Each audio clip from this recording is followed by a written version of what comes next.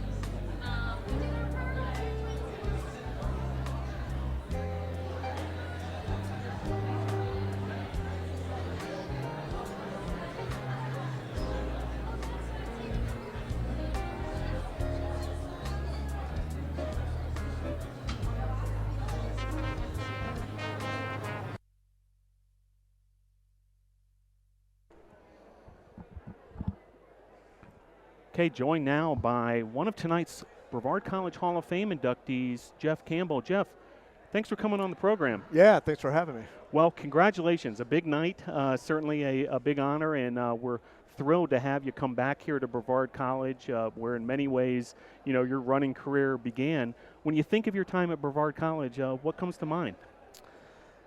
Yeah, it's just I was just talking with a coach that you'll hear from in a little bit, but it's been interesting. Like today is like basically 30 years from when I enrolled here at Brevard, and I've been trained here, professionally after college and came back here. It's a place that I've always come back to. I have some family that live here, so it's just a place that just means a lot to me. Outstanding, and certainly a lot of your former teammates are here, and we're going to hear from your old coach at some point here. What does that mean as far as getting to see these old faces and reunite with these folks? Yeah, it's definitely been, I'd say a little overwhelming. A lot of these guys, with Facebook and the way social media and stuff is now, we're able to see each other, what families are doing. But a lot of these guys, I haven't seen for 20 to 25 years, so it's definitely a really cool thing for people to be flying, from Miami to Virginia, from Pittsburgh, all over just to come see this night. So it's been very very awesome. Fantastic. Well, just to catch the audience up, Jeff was a 1991 graduate of Brevard College. He won the NJCAA individual national title into the 10,000 meters, part of the 1990 national championship team. And then after that, you went to University of South Alabama. You're a member of their Hall of Fame as well. Correct. And then on to a successful career both in half marathons and marathons. Can you talk about how Brevard prepared you for those next steps in your career? Yeah, for sure. And I mean, that's the one thing which is awesome, like I said, that Coach Dave Rinker's here tonight. It just and it's the reason why, actually, when I graduated from South Alabama, that I actually came back to Brevard because of what Brevard has to offer. As a professional athlete, the town, and just everything that you have here, the community, it was just, just a great place to just be, also by yourself, but also it is a great place that just taught you a lot of mental toughness and everything, just being in the trails and the mountains and different things. It was just, a great place to be for running. Well, part of a national championship team, not many people across all sports can claim that, and you were a part of that. I'd like you to think back a little bit. 1990, You guys win the national championship. Just how huge was that, not only for you all as a unit, but, if you can maybe reflect back on what it meant to the college at the time. Yeah, it was huge. It was obviously 91, I believe, right? 90, I think, was the 90, championship sorry, team. 91 Yep. is, when I graduated. Yeah, so 90, the fall of 90. Fall of 90 would have been the cross-country season. Yeah, so obviously we were also holding the national championship in DuPont Forest. So that was actually here in town. Fascinating. So for an all-American group of guys that we were going against a bunch of different Kenyon and different other community colleges around the country, that we were probably ranked, in the top 3 or 4 going into it. But to be able to bring back the title from what Norm Whittick's teams and stuff did in the earlier years when running became huge here at Brevard College, it was really cool to kind of do that in front of the home crowd. It was amazing. Fantastic. Well, I don't want to keep you too much longer because I know you've got a lot of friends and family here for tonight's big event. Do just want to end with this. You're still in the running industry. Yes. You work for ASICS, a tremendous brand name in the world of running. Can you talk about, again, back to Brevard and maybe how that prepared you for a business career? Yeah, I mean, just everything that we learned, here at school and then just through and what, the coaches and things, taught us. Obviously, I'm in running, which has been obviously something I've been doing since I was like 6 years old. So it's been nice to obviously make a career also that I feel very comfortable about being with. I don't know. It's sorry, I'm kind of losing myself. Hey, no problem. Yeah. A lot going on tonight, sorry, so a lot of like distractions, no doubt about it. Well, Jeff, we'll leave it at that. Congratulations on this special night. We're going to see you again tomorrow at the football game, so we'll be able to catch up more then. But congrats again, and please enjoy the night. Have fun with it, and congrats. Thanks for coming on the show. Yeah, thank you. All right. 2019 inductee into the Brevard College Athletics Hall of Fame, Jeff Campbell. Thanks for joining the program, Jeff. Great to have him on the show. And we'll then bring in Jeff's coach from those days at Brevard College.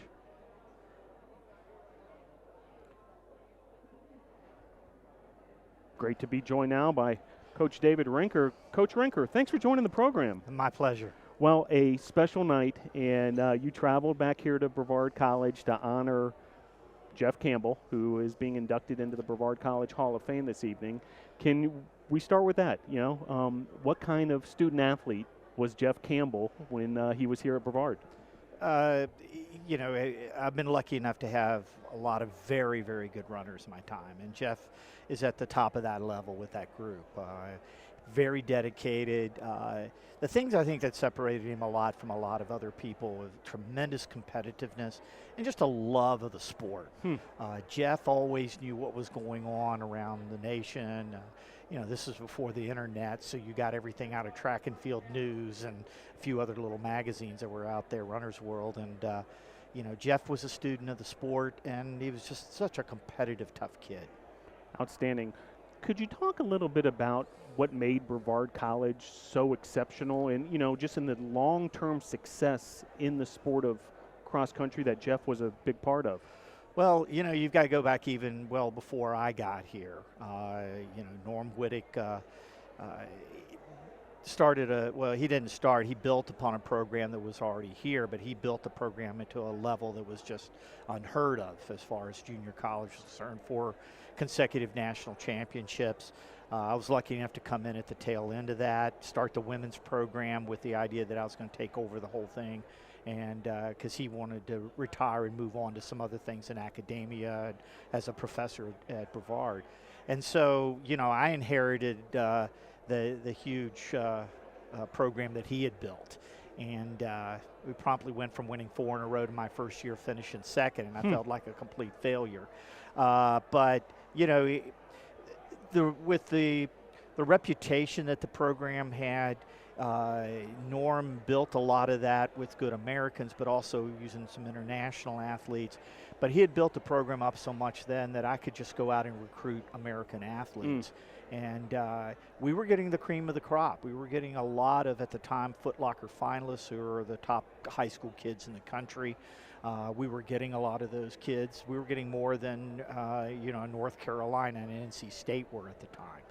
And so, the reputation, the fantastic training environment that you've got here with all the mountains, the trails, the academics played a huge part. I think that's a part that people don't understand is we were a 2-year school, but Brevard was a very different 2-year school academically.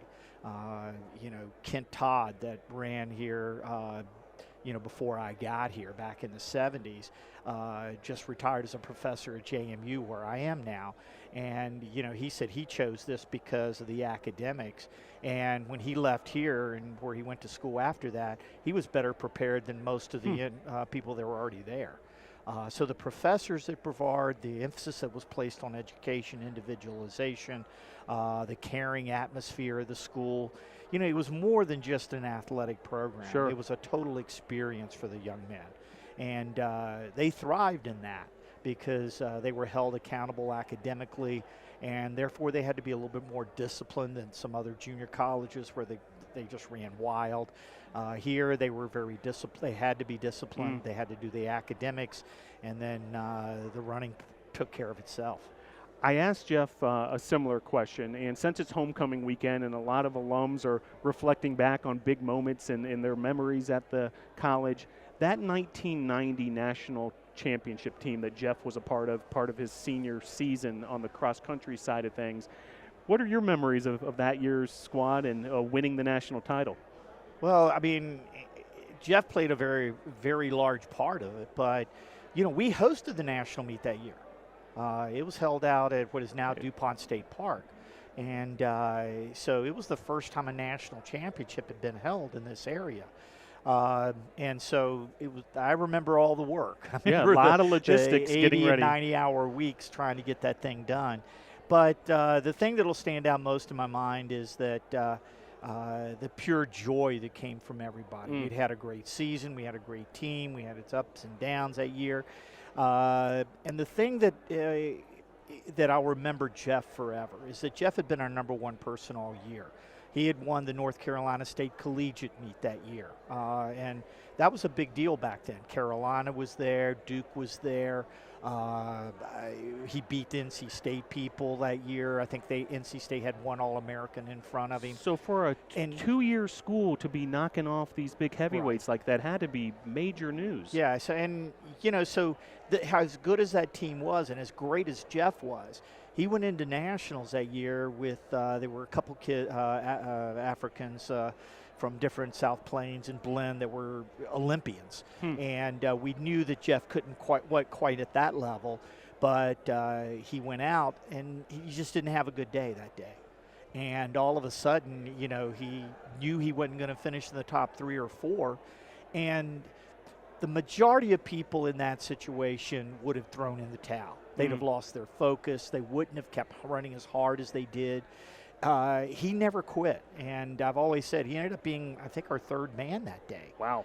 And but the thing that I use him as an example every year to every team I've had since, is that some days when you don't have a good day, you just got to make the best of the bad day that you got. And Jeff did that. And because he did, we won.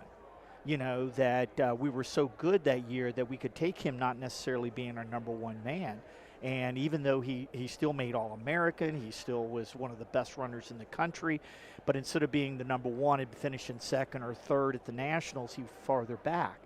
But he never quit that entire day. And I think that shows a lot about the man's ability to focus, his confidence, his determination. That even on a bad day, rather than sulk and let things go, he dug in even harder and just made it the best bad day he could. And because of that, we won nationals that year. Yeah, and certainly, and Coach, with your influence as well, molded a individual who's gone on to have a very successful career in the business world and in the running world, and also, competed in those marathons and half marathons internationally. And once again, it comes back to his love of the sport and his competitiveness.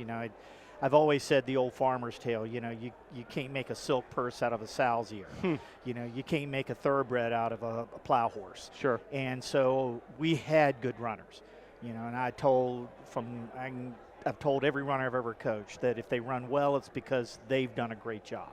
If they run bad, it's because I messed up and I didn't do my job.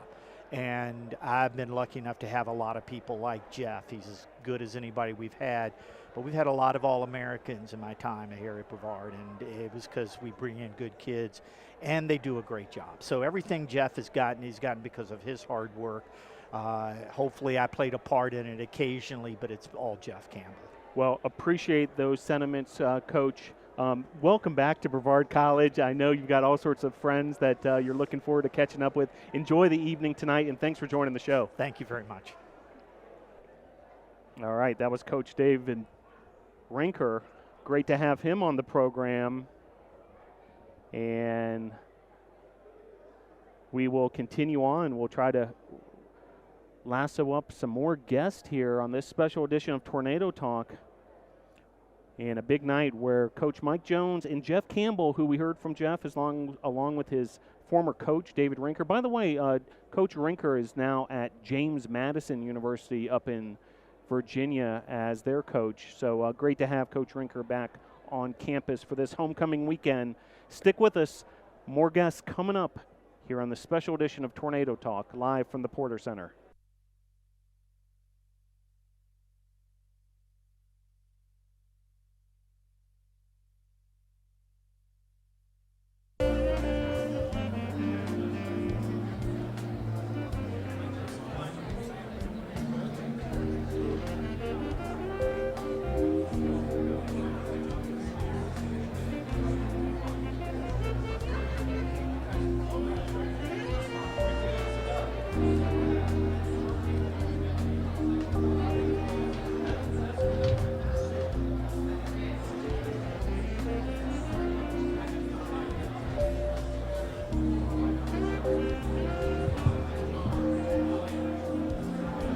If folks want to start finding their seats, we are going to start in just a few minutes. So this is just the heads up.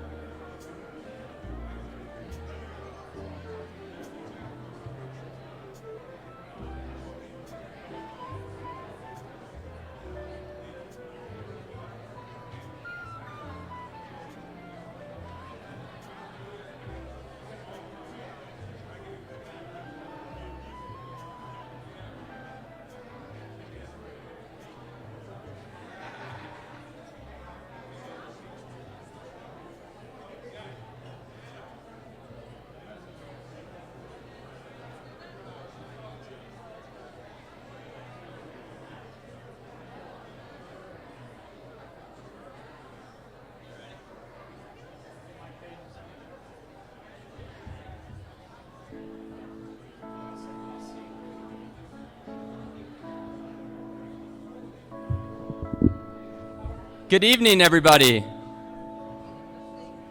If everybody can find their seats, we're going to go ahead and try and be conscious of everyone's time and start the program.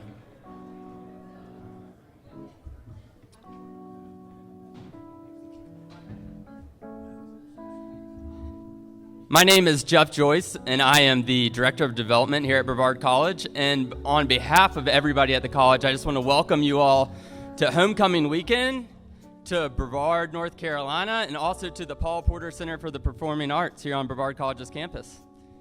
It is so fun to see so many generations, classes, friends, family members, all represented here. This is kind of what we live for in the Alumni Affairs and Development Office. You know, the majority of the year, everything focuses around the students, and it certainly does tonight. In fact, walking around campus, I've heard so many students talk about how many old people are here on campus. But selfishly, from our perspective at the Alumni House, we are so proud to have you here, so proud to have you see all the progress that's going on here on campus. We have a great evening and a lot of awesome people to recognize, but I want to kick things off by inviting up President David Joyce to come and give a brief update on some of the items that are taking place here on campus.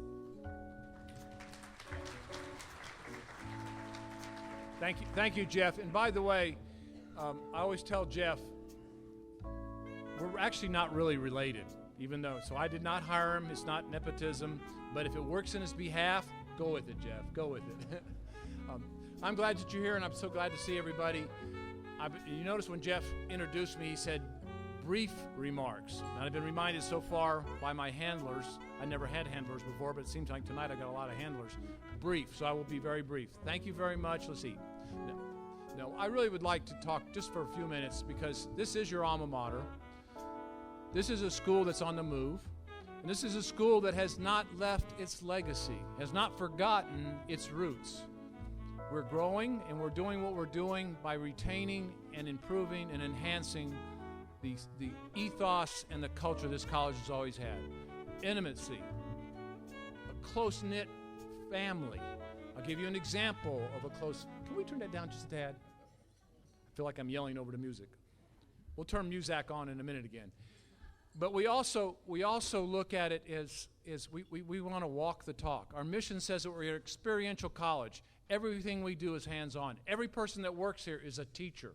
Every person, whether they're a coach, whether they work in food service, physical plant, whether they're in the classroom, or whether they lead a senior team that this seems to be doing pretty good here. We're all teachers about this because that's what you have told us. Everybody, when you talk about the college, and I've talked to you when you were in my house our house just a little while ago, people were telling me stories, and they always had people in them. They didn't talk about buildings and things. They talked about people. Now, we need buildings and things to make it so people have a good place to live, work, and play and learn. But it is about the people, and we continue to build upon that. I'll give you a couple quick examples if you didn't know that already. The food that you're about to eat tonight was not prepared by an outside food service. That food service is Brevard College Food Service. The employees are our employees. They're part of our family. It's not somebody outside that we brought in to do this. And not only that is the food that good, every one of our employees gets 5 meals a week free. Now, that's because we love them, but it's also because we want them eating and interacting with our students, to be in the dining hall, to have the same kind of experience you had when you were here. Our physical plant is in-house. They're our employees. I had so many people say that campus looks beautiful. You really must be spending a lot of money on it. Well, we're spending some significant dollars on it, but that's not the reason why it's as pretty as it is. The people that are taking care of that and taking care of our buildings are our employees. They're part of our family, like it was when many of you were here. That's the critical element that makes this college work and thrive. And guess what? It's working. And again, I will be brief, and I will tell you a lot more detail tomorrow when you come to the other thing, because you don't want to tell the whole story in the evening. This year, we had 751 students, 50 students more than we had last year. The large 16% growth in 1 year, the largest growth that we can find on record in 1 year. And guess what else? We're already ahead for next year's enrollment projections than we are for now. We're growing. And but we can't grow forever. And we're going to present to our board in 2 weeks a plan to grow to a specific number, somewhere between 800 and 900 students, That's the sweet spot that we figured out for our facilities, for our culture, and for the ability to do what we do it well. And I will tell you as your president, we'll be there within 2 to 3 years. If we don't do anything radically different, we'll be there in 2 to 3 years. And that's enough. That's enough to do the kind of specialized education. You don't have to read the paper very long to know that small liberal arts residential colleges are in trouble. In the United Methodist Church, I'm a United Methodist pastor. I'm on the University Senate, which we accredit the other Methodist churches. We lost 3 schools this year out of 109, and we have at least 4 more that are on the edge. I would be remiss if I didn't tell you that a number of years ago, we might have been one of those colleges on the edge. But I tell people we weren't there yet, but we could see it. Today, I will tell you with straight face, we don't even see it. We don't even know where the edge is anymore. But if we do stupid, we could get close again. And we're not going to do stupid. We're going to do what we do, which we've always done, and do it well. So we have, as far as we know, it's the highest enrollment this college has had since becoming a 4-year school. I don't think it's the highest enrollment since a 2-year school, but if it's not, from the records we can find, we're so close we'll probably go past it next year. But we don't want to grow incessantly. The other thing that I will say, and then I'll sit down and I'll have Sherrod come up and give the blessing and we can eat.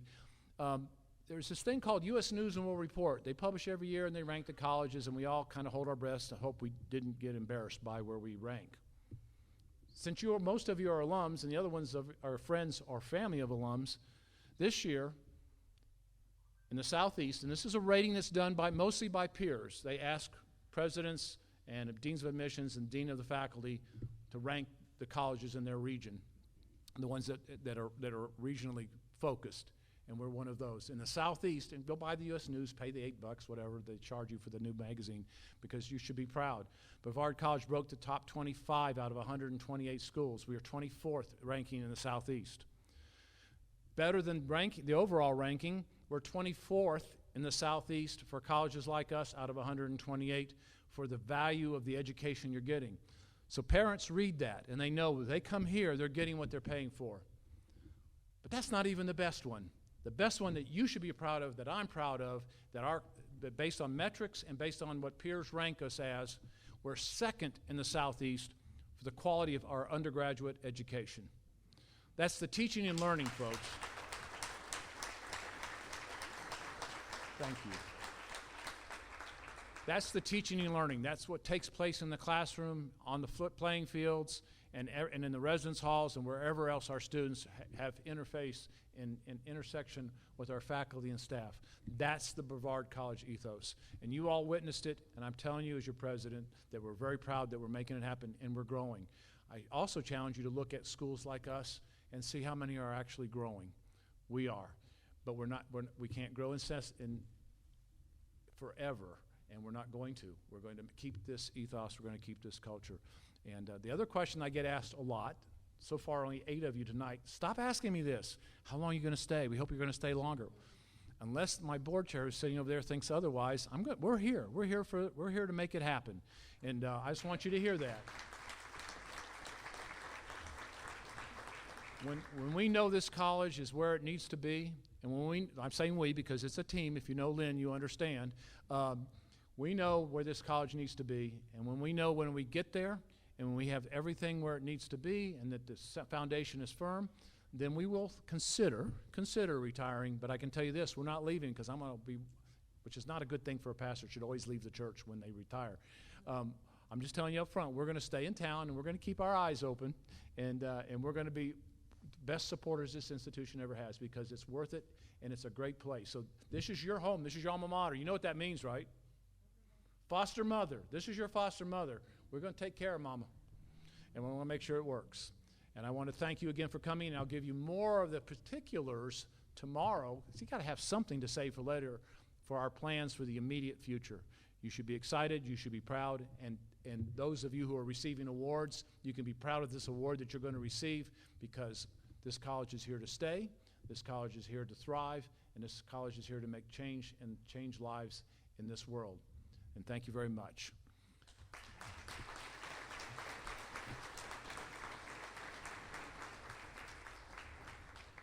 At this time, I'm going to invite our college minister, class of 2006 graduate, Sherrod Creasman, to give our blessing and invocation. Sherrod.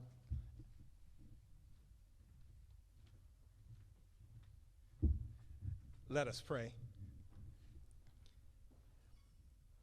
We celebrate this space and this moment, and for the opportunity to be here, for your safekeeping of us, and this opportunity to celebrate all that has taken place.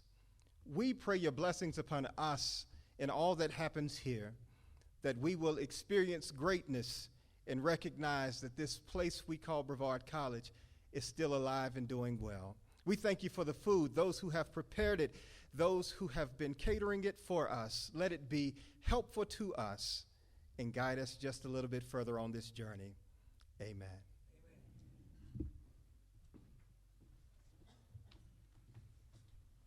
At this time, I'm going to have Chef Sarge Sink, who's in charge of our food services, come forward. He's going to tell us a little bit about the meal that we'll be enjoying tonight and also dismiss the tables to go and get the food.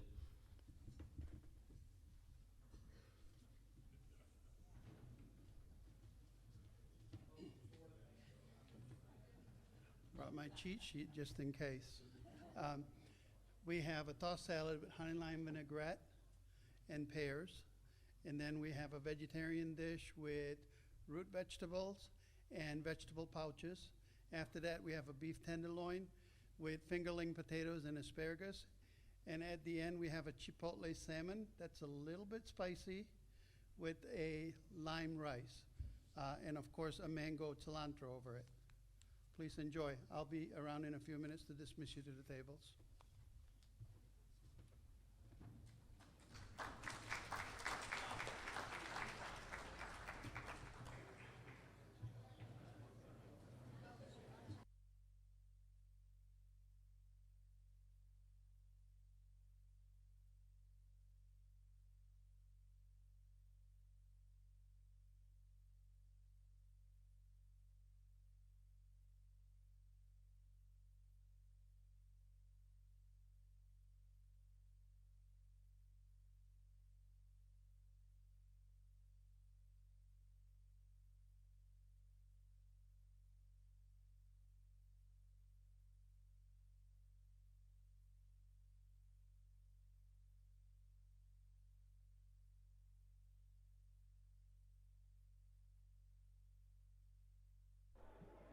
Pleased to be joined now by Coach Mike Jones. Coach, thanks for joining the program. Thank you so much. Well, it's a thrill to have you on tonight on such a special night for you, being inducted into the Brevard College Athletics Hall of Fame. Congratulations on that. If you can put it into words, what tonight means. I think, honestly, I've tried not to think too much about it because if I overthink it, I'll get emotional, truly. It comes down to family. That's the best thing I've got. 12 years is a long time for a college coach to be at one place. And especially when I took this thing over, it was the transition year from 2-year to 4-year. So I was the first 4-year coach. And so I was able to grow the program as I wanted it, and was here from 99 to 2011. And we were very fortunate and blessed that we were able to do some special things throughout it. You know, when you talk about going from 2-year to 4-year, and then NAIA did Division II. Yep. And we're able to do things at both levels. And in particular, you know, those are great things. And I'm very honored and blessed to be a part of those things. But to have a 98% graduation rate, you know, to see all the guys that played for me go on and start careers and have families and contributing to society and being good people, I think that's what most of all touches me the most, to come back and be honored by this. Fantastic. Well, Coach, it is also homecoming weekend, and so there's a lot of, like, you know, storytelling and reflecting back on some of the big moments. I've got stories now. And I do want to just focus on the following. You took 3 teams to national tournaments, both in NCAA Division II and the NAIA. Right. And what I'd like to do is go through each of those years, and you just kind of, mercy. if you can spitball with me a little bit here, can. whatever kind of comes up as far as each team's character, and perhaps, you know, maybe a big moment from each year. We'll start with that 0001 team that went to the national tournament. I think that the best way I can start this is to say this is my career, and especially my time here at Brevard. Truly, my teams were a mirror image of myself. All right, and what I mean by that is when I first got the job here, well, I had been a head coach at a 2-year school for 2 years and got the opportunity to come here to Brevard. I was young, and I was fiery, and I was full of a lot of things.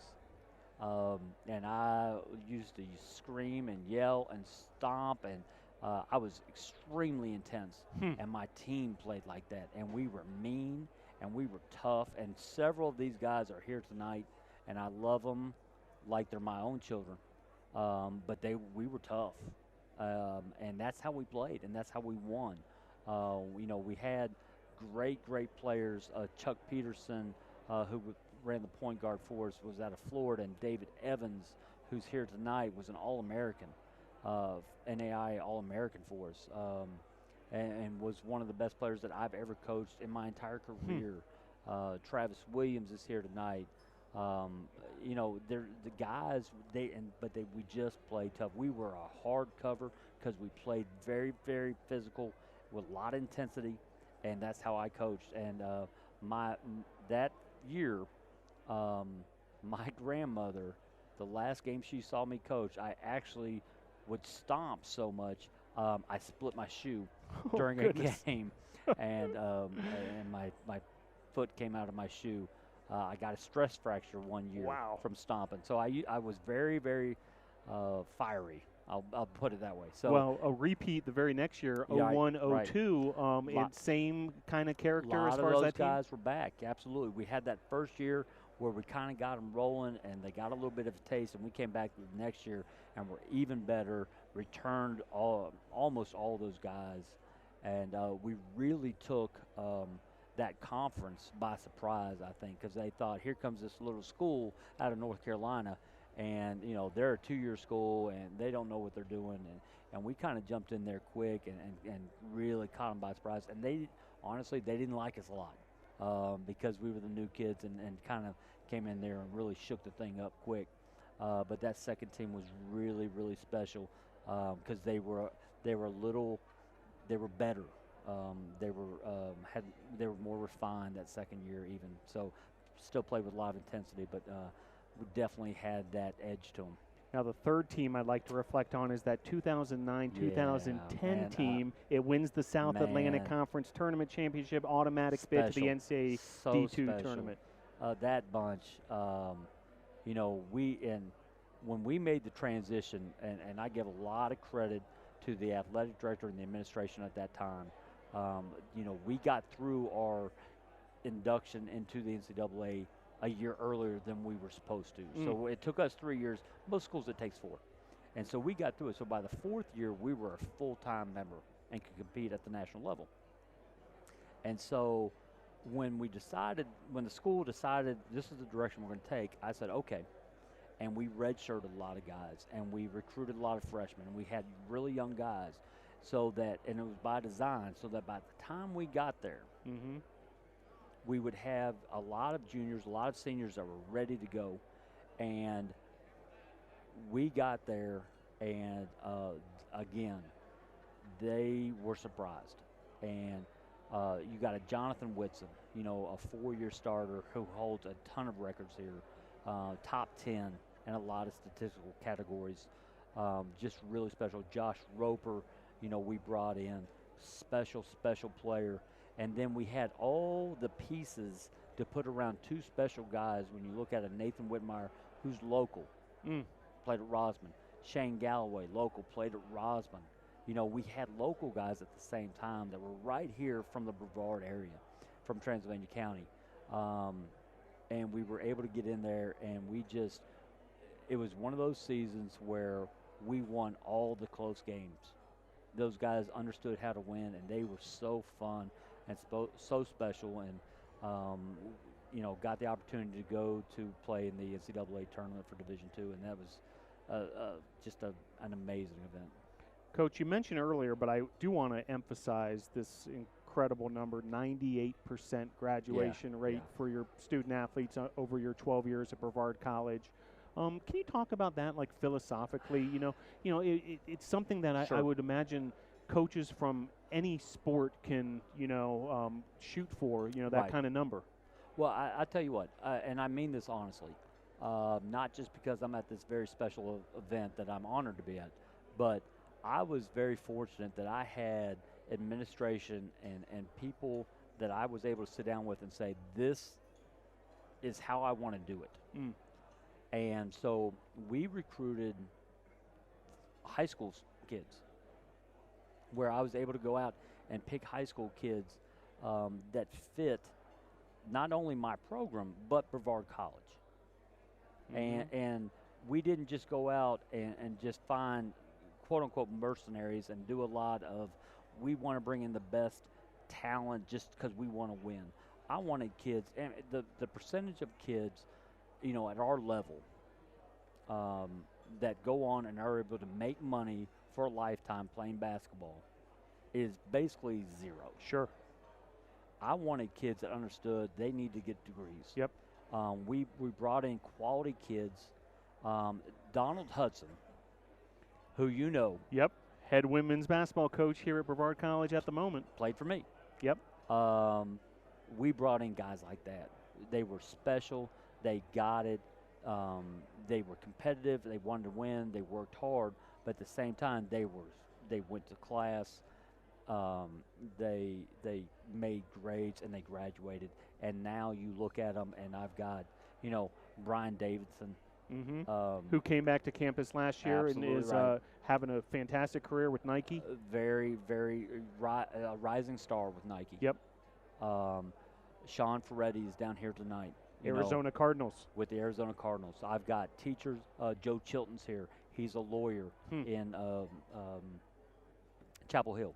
I've got, guys in the medical profession. I've got teachers. I've got business owners. These are guys that have graduated from Brevard, have used their degree, used their experience here, and have done special things with their lives. And that, more than anything, means the most to me. Fantastic. Well, Coach, I know you've got a ton of friends, former players, family here with you tonight. The players all claim they're playing tomorrow at 11 a.m. in the alumni game. Now, some of them, I'm interested to see how well they get up and down the floor, but they all claim they're playing. Well, you know what's going through my head. Should we be broadcasting this thing? Maybe for one of those comedy shows, possibly, because I can guarantee you it's not going to be an overly athletic competition. But there's a couple of these guys I haven't seen for 10, 12 years. And for them to come back for this event just means the world to me. Well, congratulations, Coach. We'll see you at the football game tomorrow Absolutely as well. right. Looking forward to that. And looking forward enjoy to the rest of the night and the weekend, Coach. Well-deserved. Congratulations. Thank you so much. All right. Coach Mike Jones, 2019 inductee into the Brevard College Athletics Hall of Fame. Appreciate Coach Jones joining the program. And right on cue, we're going to get to hear from one of Coach Jones' former players and a familiar name to regular viewers of Tornado Talk. Excited to have head women's basketball coach. Hey, Phil, what's going on? Hey, Coach Hudson, great to have you on the show. Thanks for having me. Thanks for having me. Right on cue, because Coach Mike Jones mentioned you as a key part to that 2009-2010 season. Before we get into that, okay, can you just talk about Coach Jones and, how influential he was in your life and, not just as a student athlete, but now as you embark on a career in coaching? Yeah, absolutely. I mean, how much time do we have? That's right. I mean, I could go on and on about the things that Coach Jones has done for me on a personal level, not even to mention the things he helped me with on the court. And one of the big things that I think about when I think about Coach Jones and the things that he's helped me with is just support. I never felt like I didn't have the support of my coach, no matter what the situation was. Maybe on the court or in life or anything. I know I could go to him about anything, He's still one phone call away to this day, and he coached me almost 10 years ago. And I will never hesitate to reach out to him because I know he has my best interest in mind, and he'll help me with anything that he can. And I really, really appreciate him for that. And, and being in the position that I'm in now, that gives me more appreciation for what he did for me. And being a coach, it's not easy at times, but you still have to keep your players' interest at the forefront of everything, and teaching me those things. I'm really appreciative of him for that. Not a day goes by that I don't think about what he did for me. If he didn't invest in me, I wouldn't be here right now. Yeah. And I'm very appreciative for that. Yeah, and I know he's proud of you as well, and how that you've done in the coaching profession. Now, it's homecoming weekend, so a lot of stories being thrown around as far as, old memories, and the alums are all back and so forth. 2009, 2010, I asked Coach about it. Really a special season and a special group of student athletes, and you guys, had all sorts of rewards for that, including a trip to the national championship and a conference title. Yeah, Can you reflect back on that team and just how fun that was? Absolutely. I still have that banner of that championship in my office till this day. And just that whole year, it was a magical run. Of course we hit some adversity at times and everything wasn't always great. But the thing about that team is everyone believed in each other. Everyone really believed in each other, and everyone bought into what Coach Jones was teaching us. That's one of the biggest things to have a successful team is you have to buy in. You have to buy into what your coach is teaching you. And having Coach Jones teach us those lessons and everybody buying in made for a very fun environment. Every practice was competitive. Everyone was getting better every day. And that made the games easy for us, because we pushed each other so hard in practice. Coach Jones didn't let us get away with nothing but the best. And that led to that year being a very, very memorable year, one that I'll never forget. That ended with a championship, and that game was wild. That game was just a wild game, and it's just see everybody's face after that game and the parties and the fun we had after the game. It was just an amazing time, and I'm very appreciative of that.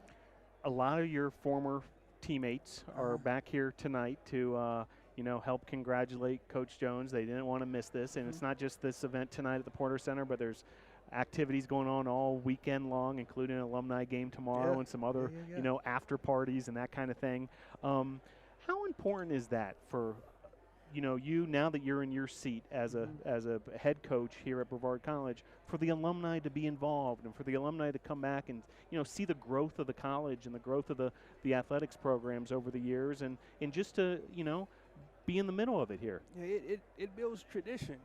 It builds tradition. You look at any school that's won a lot and teams that feel good about themselves, it starts with the tradition and the alumni coming back and checking in and coming to see how the team is doing now. And I can't tell you how many of my friends that I talk to that went to school with me and played with me that keep up with everything that goes on with the college. And not just the sports that I'm involved with. It's everything. From the social media posts and everything, it does a great job of keeping them involved. And everyone talks about it, and it's just good to see everybody. This is a good time to be a Brevard College Tornado right now. Outstanding. Well, Coach, I'll let you go. I know you've got lots of friends down there that you're looking to catch up with, and really great to hear from you. A interesting perspective, as in so heartfelt. As far as what Coach Jones meant to you. Before I let you go, final thoughts as far as, again, if we can reiterate, just how exceptional of a human being Coach Jones is. Yeah, and like I alluded to earlier when I was talking, if my team that I coach right now, and anyone that I've coached that has come through my program, if they can feel the way that I feel about Coach Jones right now, if they can feel that way about me at some point, I've done my job. Yep. I've done my job. Well said. If the feeling that I have for him, if they can have that feeling when they're done with me or done going through my program, I've done my job. And I'm so appreciative of what he did for me. And I say that wholeheartedly. I really would not be here if it wasn't for Coach Jones. Yeah. And he gave me my start, and he's been a great mentor for me. Outstanding. Well, Coach, we're looking forward to covering some Tornado basketball in 2019-20. Just around the corner. We'll be at it before you know it Just at the around the Boschmer corner. Gymnasium, folks. Stay tuned to however you digest your tornado news. The basketball season is coming You can hear the quick. ball start to bounce a little bit. That's right. Well, we look forward to being there with you, Coach. Thanks for yeah. joining the Yes, show sir. tonight. Thanks for having me. And I appreciate congrats it. on the big night. You were part of it too Thank for you. Coach Jones here. Thanks, Yes, sir. Coach. Thank you. All right. Coach Donald Hudson, former student athlete for Coach Mike Jones, the 2019 inductee into the Brevard College Athletics Hall of Fame, and just a tremendous testimonial on what Coach Mike Jones meant to him in his career as not only a student athlete here at Brevard College, but now a coach, head women's basketball coach here at Brevard College. Great to hear from Coach Donald Hudson. Well, we're nearing the time of the official ceremonies here, and stick with us. We'll have more from the Porter Center Hall of Fame night here, part of homecoming weekend.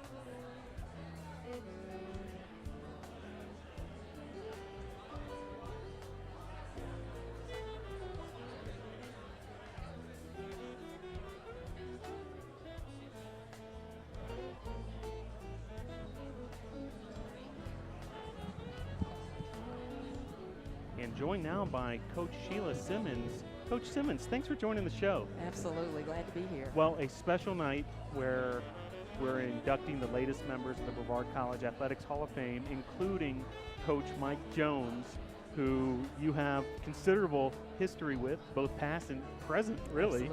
Absolutely. And, I know Coach Jones has been very influential in your life and your career. The floor is yours. If you can talk about Mike Jones a bit and just how worthy of a distinction this is tonight for him.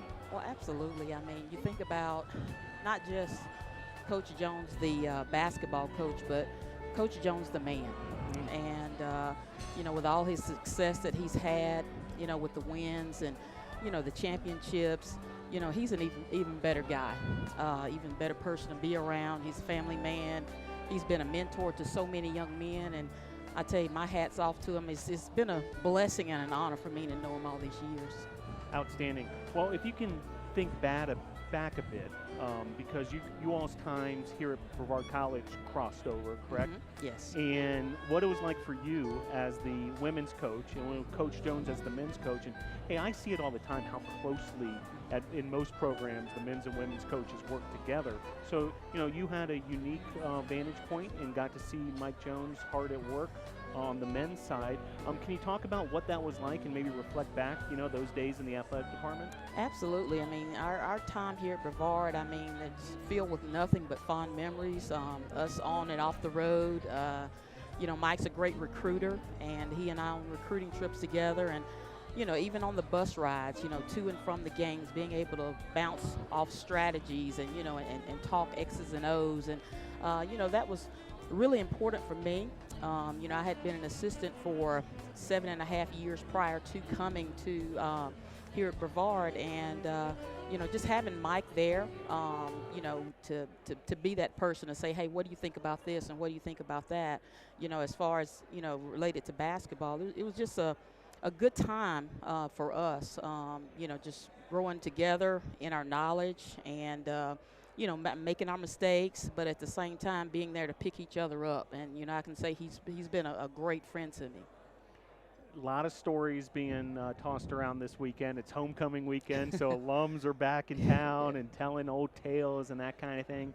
Can you think of one that, folks might not know that made it, happen behind the scenes that kind of tells what Mike Jones is all about and what it was like in those days? Absolutely. Well, one comes to mind when I think about Coach Jones, and like I said, X's and O's were important to Coach Jones, but he was all about making sure that they become better men and men of integrity. And I remember one time in particular, we had great success, both of our teams. We had won the conference tournament, the conference regular season, both of us.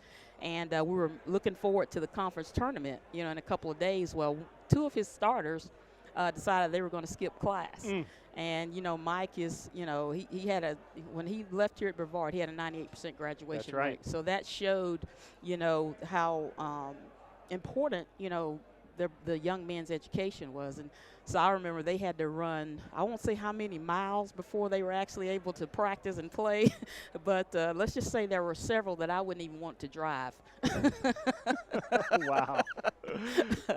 But those young men made up all that time running, and lesson learned. Lesson learned. So that was one of my fondest memories of Coach Jones, and just how it speaks to him about what's important. The main thing's the main thing, and like I said, he's just a great guy.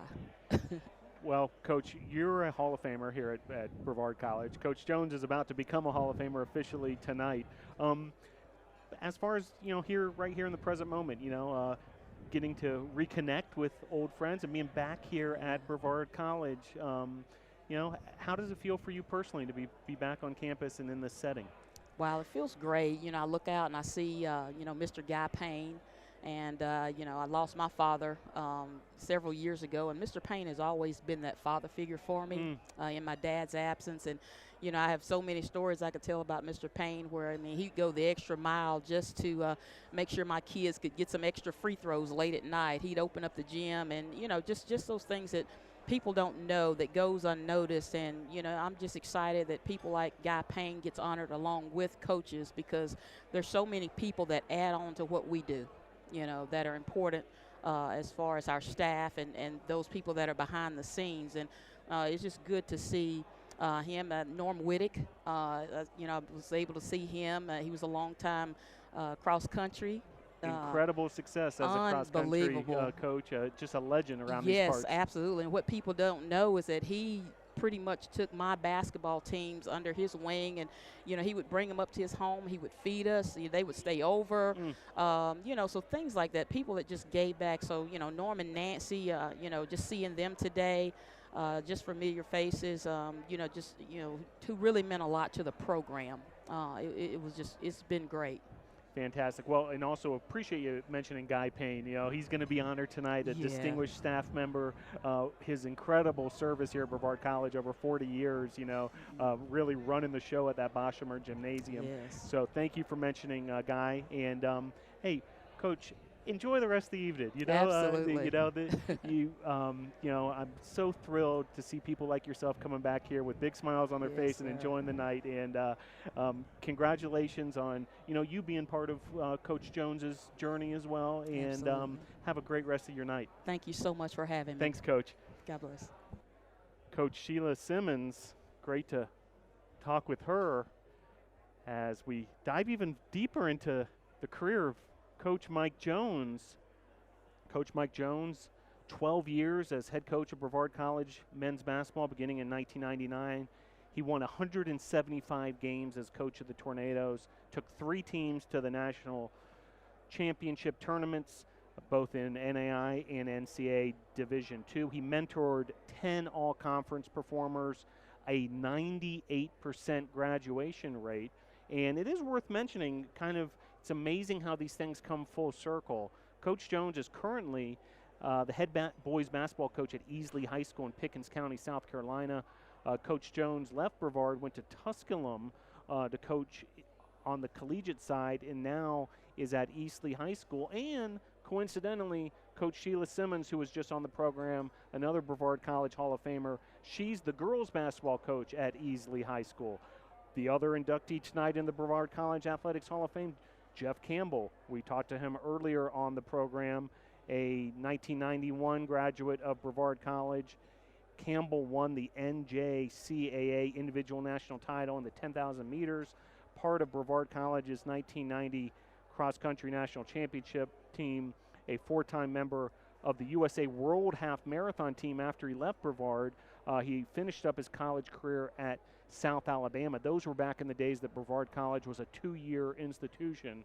And he currently is in the running industry as a regional specialty sales representative for ASICS.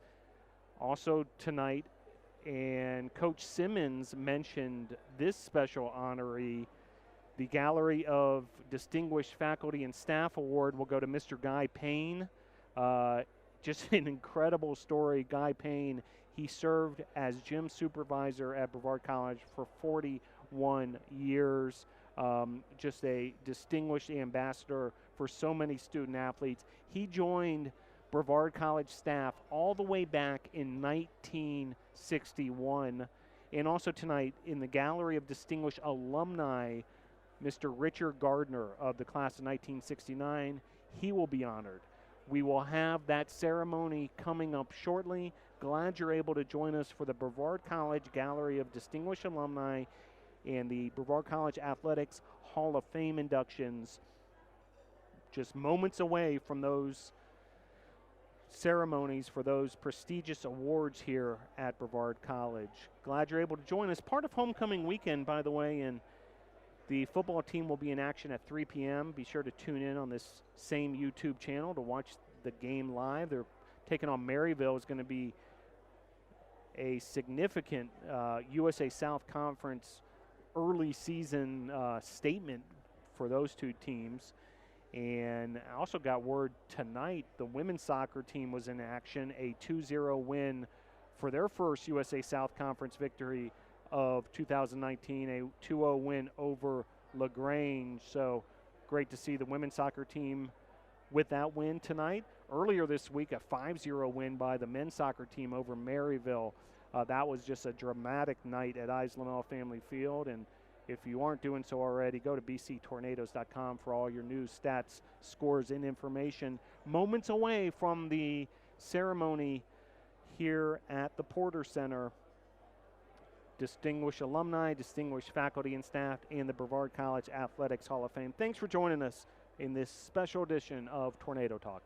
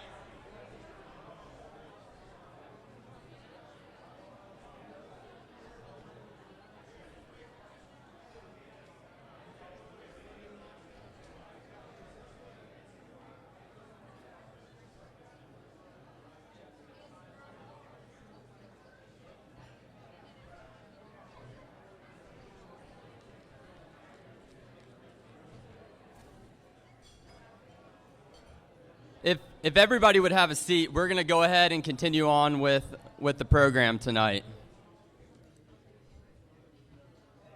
Before we get started, if we could just take a second, I would love to, if we could just give a round of applause to thank the food staff and the chefs for that great meal.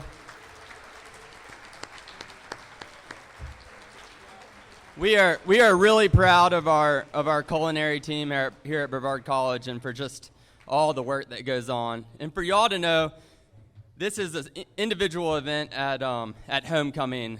As this is going on, there are events happening around campus, and so for Sarge to be able to provide this level of service to us is really just a testament to not only him, but his crew and everyone that they have working.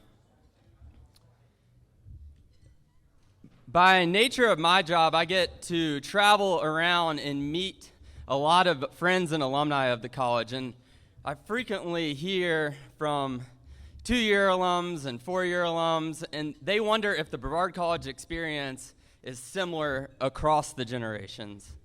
I think tonight is going to be a great example where we're going to be able to demonstrate that what was true for you and your Brevard College experience is true to the other people in this room and is also true to the current students today. You're going to hear about 4 people tonight, and I think the thing that will come across to you at the end of the evening is service, which is so true of the ethos of Brevard College, and it's what we try and instill in current students today. But in those 4 people that you're going to hear about, 62 years of service here at the college, which in a world where I looked earlier today, the average person stays at a job 3.2 years. For people to stay that long and care that much about students in this place, it really just speaks so much to what Brevard College is and what we do for each other. I'm first going to introduce the Distinguished Gallery Award for Alumni. And just for you to know, oftentimes people are curious about how this process works. There is an opportunity for fellow alums to nominate. We then have the alumni board, and they hear and read and vet those nominations and then are voted on, and then honored at this event. So this is the highest award that the Alumni Association can bestow on alumni of the college. It is a tremendous deal. We get countless nominations each year, and this is really the culmination of a process tonight. So now I would like to start with the formal process by having our chairwoman of the Board of Trustees, Ms. Barbara Holsey, come forward to get things going.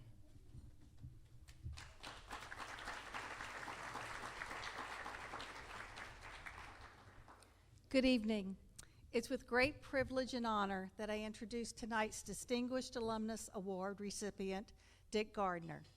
But before I begin, let me also welcome Dick's family who are in attendance.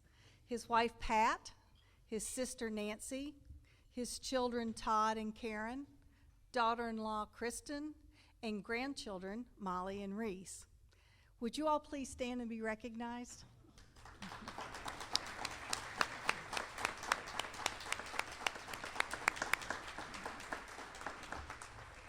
Thank you. While a student at Brevard Junior College, Dick Gardner was a member of the golf team and graduated with an associate's degree in 1969.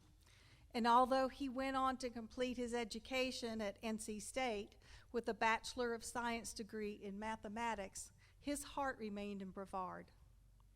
After graduation from State, Dick played professional golf in Florida for a year.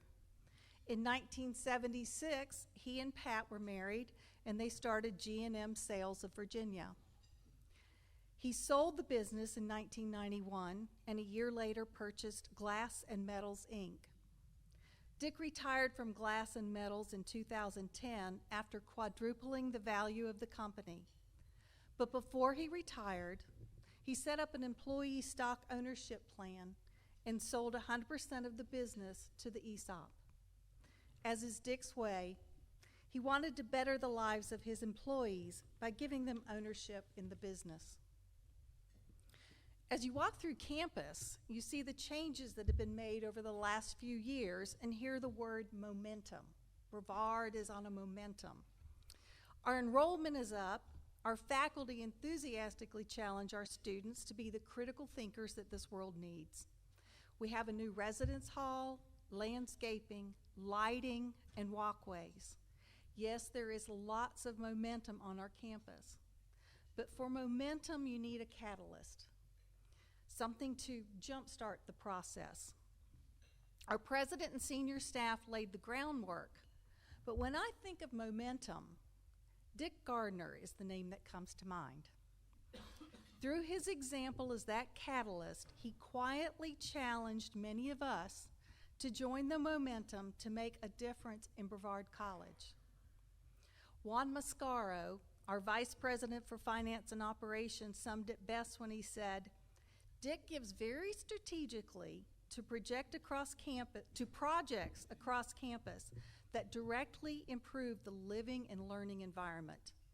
His generosity has been transformational because it affects every area: student recruitment and retention, faculty teaching spaces, and administrative work environments. He has made a huge impact on this college. Dick Gardner is a member of the Brevard Society and the Rutherford Circle of Lifetime Giving. He was a member of the Board of Trustees for 8 years. He has established the Brianna McMahon Endowed Leadership Scholarship to support students who choose to struggle through their adversity in order to achieve their goals. Of his many capital gifts, one of the ones I really like to talk about are the windows in Moore Science Building. It brought such life and pride back to the quad, and it encouraged others to join in the change. Dick, you inspire many of us to continue your legacy of giving to Brevard College, and you truly live the college motto, learn in order to serve. And you deserve to be named this year's Distinguished Alumnus. Thank you. If President Joyce would please come forward. And if Dick Gardner, if you would please come forward.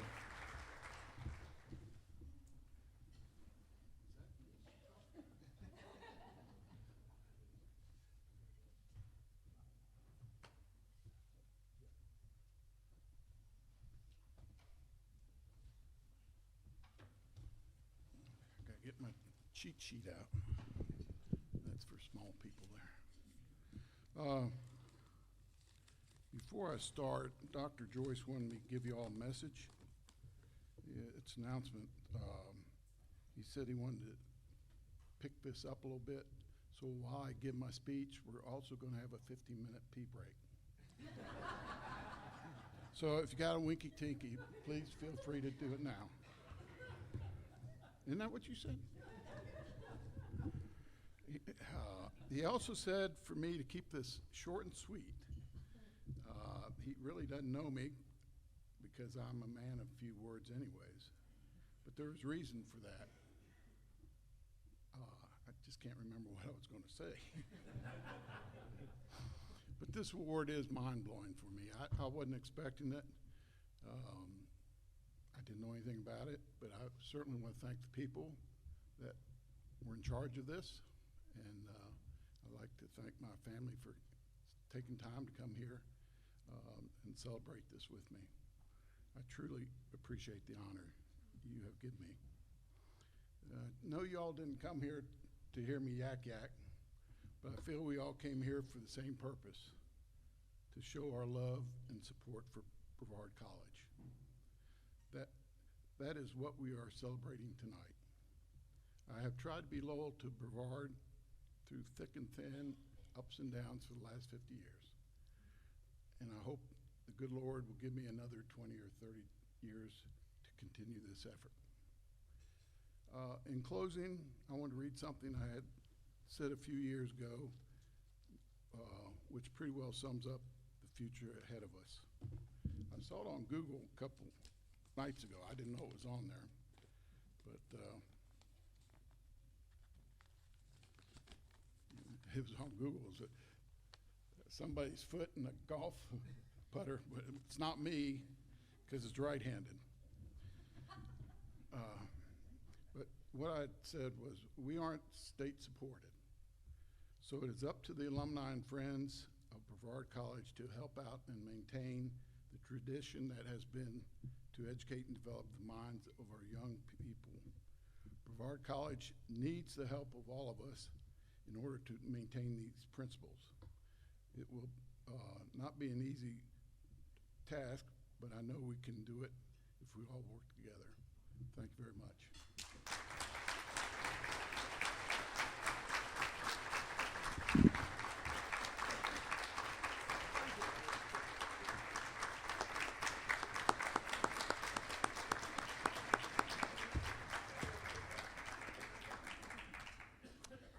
I'm afraid that I am one of those short people that brought this mic down. So, next up to present this year's winner of the Distinguished Staff Award is Jenny Green, and she is an alumna from the class of 1978.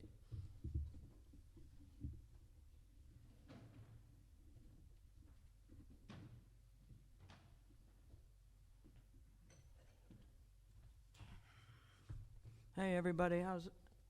Ooh, I'm nervous. I might faint just a minute, so just bear with me. Everybody doing okay tonight? It's good to be here. Hopefully I can do Guy proud by reading about his life and about experiences that I had with him while I was here at Brevard. Guy began his career with Brevard first as a chauffeur to the president and then spent 41 years as the Brevard College gymnasium supervisor. He served under 7 college presidents, 8 deans, 5 athletic directors, and was a friend and mentor to literally thousands of BC students and alumni. He still can be seen visiting various reunion groups during homecoming as well as on campus visiting friends and alumni. Guy was not just a person who ran the gym, he was part of each and every person's life who entered the facility. He was a welcome smile, a helping hand, and an encourager to each and every individual who entered the doors of Boshemer, and every time you came in contact with him, you felt like you were home. Actually, to me, it felt like another father. We have received so many stories of how he made Brevard College feel like home and how students felt he was more than a supervisor, he was their friend. When we began the process of his nomination, we all quickly became overwhelmed, from the input from classes throughout his 41 years of service. He is well loved through many generations of BC. Now, when I came here in 1976, which was a very long time ago, too long, I think, I got here and was nervous about coming to a school, but somewhat excited also. I was greeted by many people on campus. I was called a damn Yankee, I don't know how many times since I came from New Jersey. But you can tell now I don't live in New Jersey by any means. After getting settled into my dorm room, I went down to the gym because I wanted to play basketball. And when I got there, I saw a guy, and he came up to me and asked me if I needed some help, and he was kind enough to point me in the direction of Coach Anderson. So after this greeting on that particular day, I spent a lot of time down at the gym because I really wanted to play basketball. And I saw a lot of Guy, and we became good acquaintances. I don't know if we were friends, but we were very good acquaintances. One particular day, I was going to get into the car, and it didn't work. I didn't know what was going on. I was 19. I didn't know anything about cars. So I came to Guy, and he came up there and took a look at it, went back to the gym or somewhere and came back with a battery charger. Well, not long after that, we got on our way and everything was good. So I appreciate his help for that. I also heard another story of another student who said he was short on funds and needed some money to go on a date with this hot woman here on campus. So he goes to Guy, and Guy gives him the $20, tells him to have a good time. Well, not long after that, Guy goes pounding on the guy's dorm room and says, "Come on, you're going to work. You got to pay back that $20.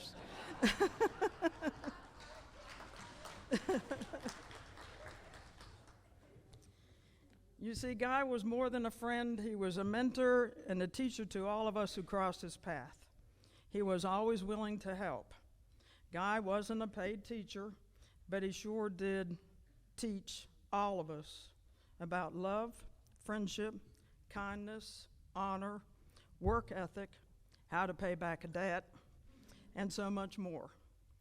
Upon returning last year to my 40th class reunion, a bunch of us were gathered around under our tent, and I heard a young man say, "Here's Guy from the gym." Well, I turn around, and here's Guy from the gym. He was always Guy from the gym. I told him about how glad I was that he was here and how much I appreciated him helping me with my automobile. He told me that at some point he helped a woman with her car battery, and he actually went and bought her a car battery. I'm not too sure it wasn't me, because I don't remember, but he didn't tell me. He would not have said anything even if it was me. He was just that kind of man. In my opinion, the Boschemers gave the money to build the gym, but I think Guy is the man that brought it to life.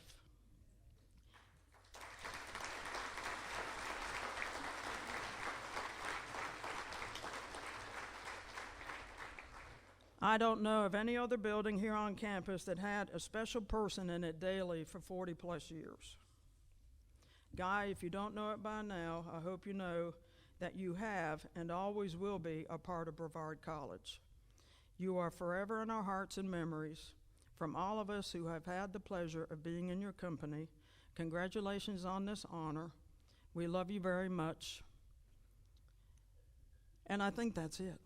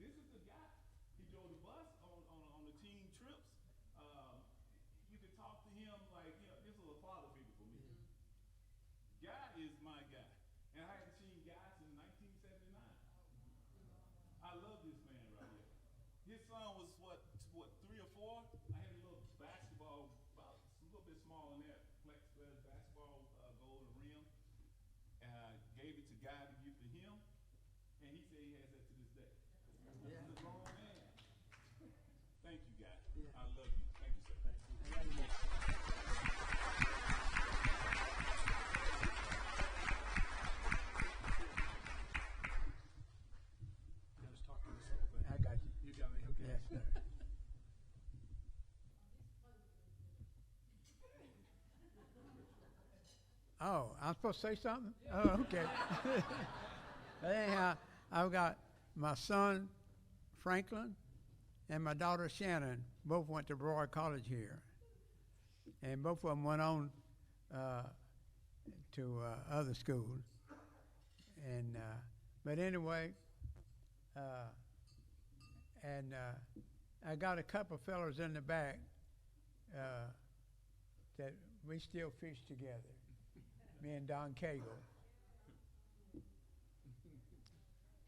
And but anyway, I appreciate this privilege to be able to stand here, because it's been 41 years and I'm still up and rocking. Yes, sir. And I've been through 6 presidents and 7 deans, and I can't remember the others, but anyway, since I was here. But I left my little talking sheet in the car, and so here I am standing here without it. Well, of course, that's the way my crutch there is. It has to be with me, and so my son has a hold of it. But anyway, there's Danny Boss, him and Stoudemire and Kago pushed for me to be here today, and I appreciate it. I do, really do. And there's Eston Roberts. He's one of the old faculty and dorm directors. But anyway, I've known him down through the years. And if anybody has anything like that to say, feel free to do so before I sit down.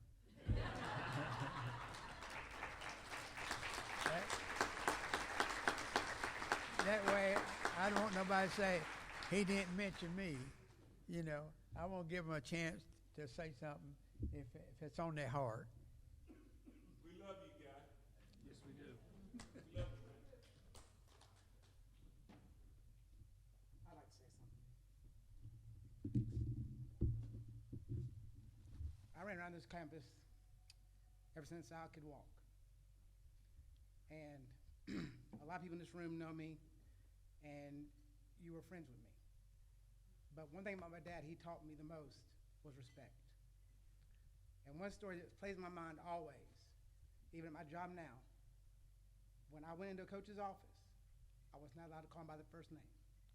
Even if they told me to. My dad said, no, that's not what you do. If the phone rings and you're having a conversation, you go on the phone, you politely get up and walk out. Because it's not your place to be there when that phone rings, because it's business and it's not your business. And to this day, I carry that with me. And I try to pass it down to my kids, that they should understand when the phone rings, if it's mom and dad on the phone, you need to leave the room, because that's not your business. But that's something he's instilled in me from day one. And that's something I take with me always.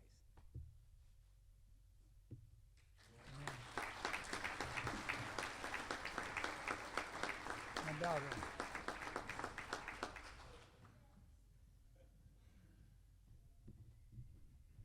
Well, then move. Talk and get out the way. You might be little, but the dynamite comes in small packages too. So go ahead. All right. I just want to say that we are truly honored that Brevard College would honor us as a family, let alone my father. Our blood runs blue. I can't imagine, I don't know a time in my life when I wasn't, I mean, I grew up on this campus. I can't explain to you. The gym. Keep it short. Go ahead. The soccer field was my backyard. And I could play out back and couldn't play out front because of the cars out front in the lobby and things like that. And I learned so much from being in that gym constantly. I tell people all the time, I grew up on this campus. I can remember college kids in Jones dormitory babysitting for me. I literally grew up here. We are honored like you could not believe. My mother and my father met here. I have so many memories and so many pictures. I wish I had thought to bring the pictures and put them up so you could see, you could laugh. My dad really had fun. It wasn't a job for him. That's how you do 41 years in the same place. It was never a job. He never complained about going to work. Did he ever complain about going to work? I never heard him complain about going to work. Did you complain about going to work? No, he even got hurt on the job. Yeah, he never complained. I was always there. Yeah, always. Yeah. Missed our functions to be at Brevard College at times. He came to mine. Yeah. But thank you. We appreciate it. And we love you just as much as you love us. Thank you. Daddy, anything else? All right, buddy.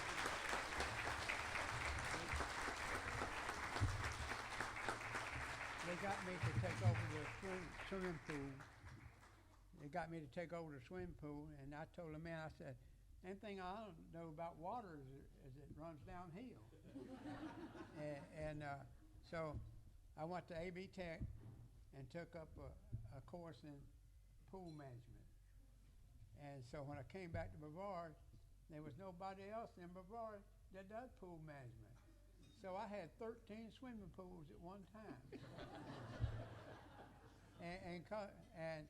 and then there's my son went with me.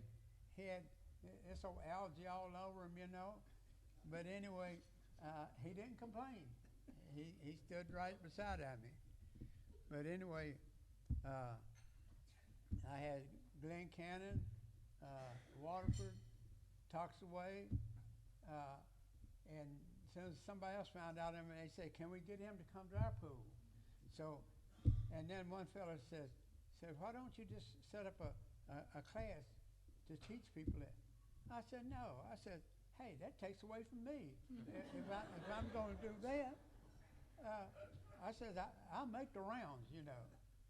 And so the pool place in Asheville called Asheville Pool and Gunite, they backed me up. And so whatever I told them about a pool, that they would say, it's good, go ahead. We'd just charge it to them. There you go. Yeah. And so I enjoyed my work here at Brevard for 41 years. I've done everything, and even I had to help. Chick Martin got sick, and he had me to stand in for the PE classes. And so I was doing the girls' track, and so this girl came up.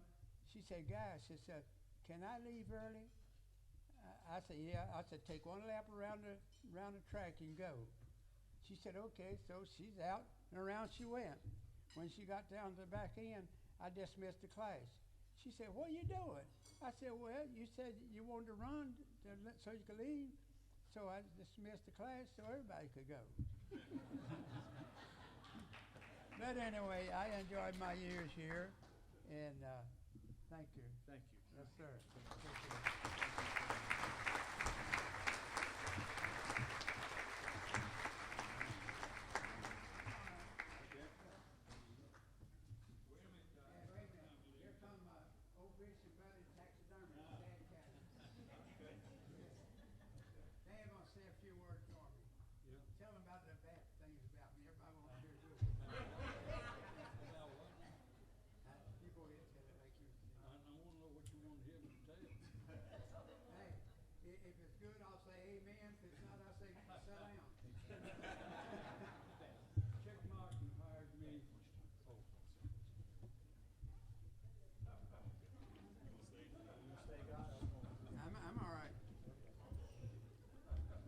I was hired by Chick Martin in the summer of '65.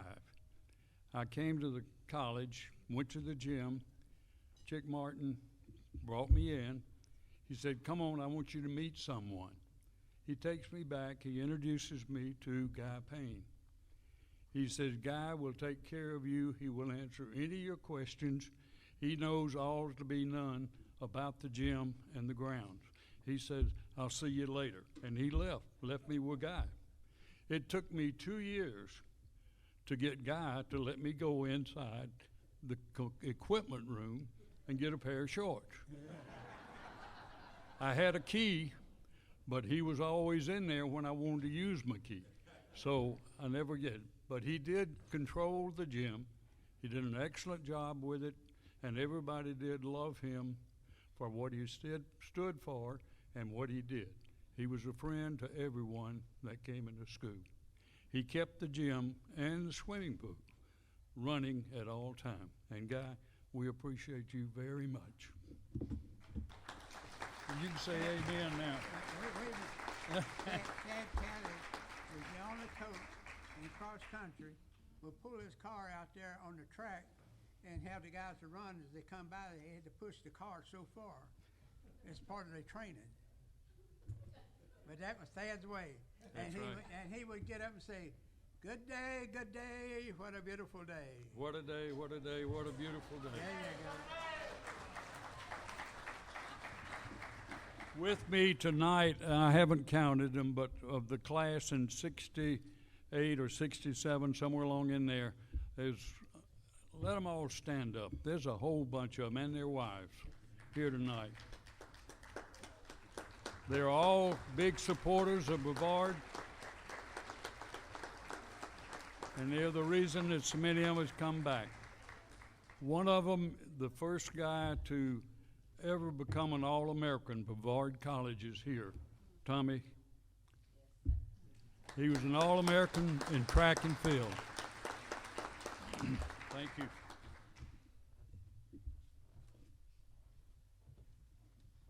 I think the love for Guy is so evident, and I can say as a staff member, just because Guy retired, he is still always at basketball games and can be seen walking around campus. He knows current students. He knows current staff. So, Guy, on behalf of everybody, the staff and the faculty and the students of Brevard College, congratulations, well deserved. So. Many of you may have noticed that there are two different aspects of tonight's event. One of them is a product of the Alumni Association, and then one is a product of our athletics department. One of the fun things about working at a small college is that we all know each other by name and get to work together, and it is for that reason that I'm pleased to announce one of my coworkers and friends, our athletic director, Miranda Nash, who's going to lead us through our Athletic Hall of Fame portion of tonight's event.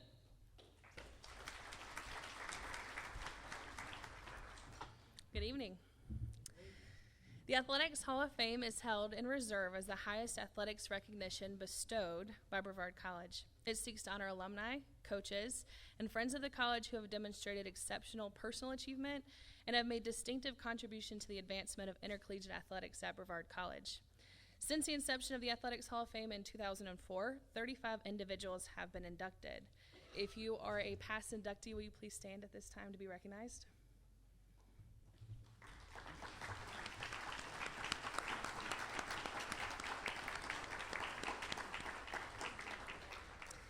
Here to introduce our first Hall of Fame inductee of the evening is Jamie Dodd, class of 91.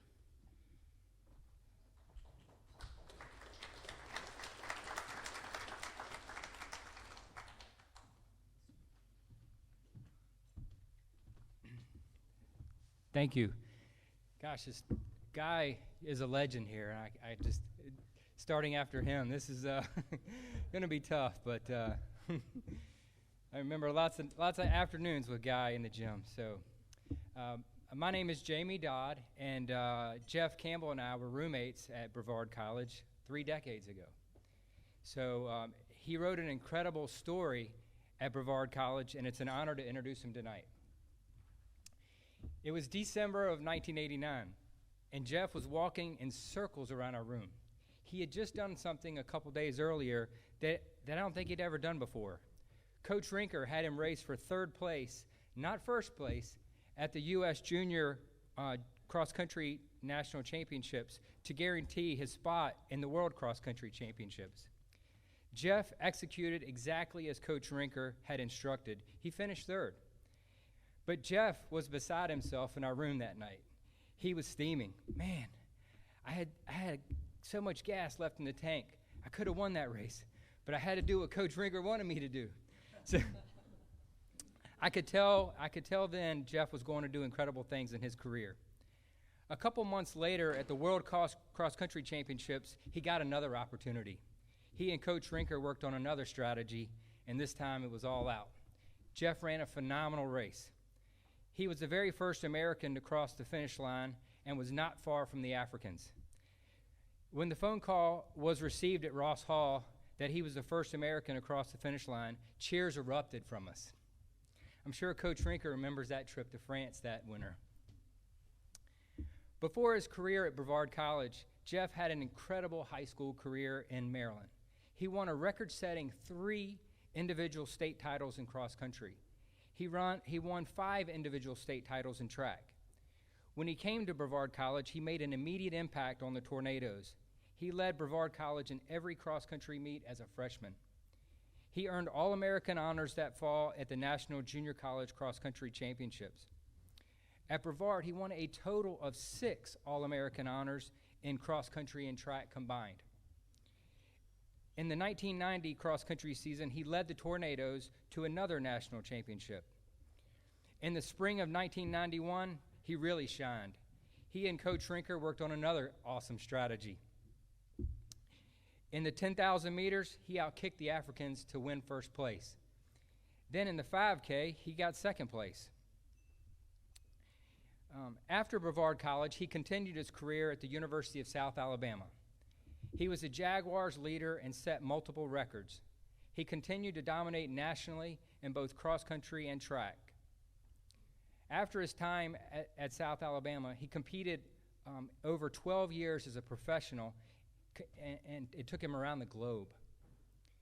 As a professional, he competed in 7 world championships, 2 Olympic trials, 1 Pan Am Games, and just about every major North American road race. He is still supporting athletes and runners around the nation as a senior sales representative with ASICS America Corporation. Jeff and Robin live in Cincinnati with their 2 sons, Aiden and Julian. Jeff is an outstanding athlete that taught many of those around him by what he did. He taught us to dream big. He showed that anything is possible. He taught perseverance. For example, he fought through illnesses and many injuries to succeed on the biggest of stages on the college and professional level in the U.S. and around the globe. He taught the importance of working with great coaches and to do what they told him to do. Lastly, he made those around him better. These include Massey, Goodrow, Hausenfluck, Kenny, Laws, Newton, and many others. As John Massey stated, his intensity was contagious. Jeff made those around him better. I would like to congratulate Jeff's parents, Joy and Carl Campbell, and most importantly, Jeff and Robin Campbell.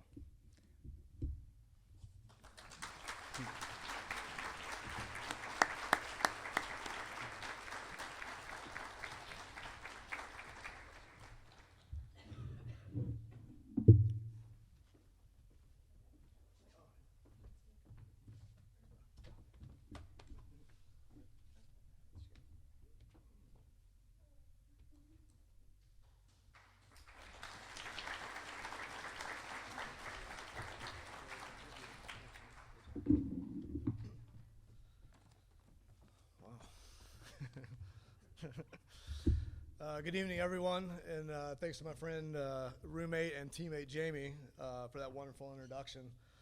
It's hard to believe that actually that story is 30 years ago. It actually hit me the other day. I was like, wow, 30 years. But now, I appreciate you saying that. Now I have to deal with Rinker later on tonight about that story. So I appreciate you for sharing that. It is truly an honor for me to have the opportunity to stand before you tonight as the inductee in Brevard College Athletic Hall of Fame. I truly humbled, honored, and blessed to be here among these 3 other well-deserving gentlemen, each of whom left their mark on this great college. I wish I could, but unfortunately, time will not allow me to thank everyone who played a role in me being here, but I would like to recognize a few. First, my family, my parents, Joy and Carl. You have been with me every running step of the way. You have always been there to encourage, motivate, and console me when I needed it most. You have both made lifetimes of sacrifices for me, so I'm very grateful. You woke up at the crack of dawn,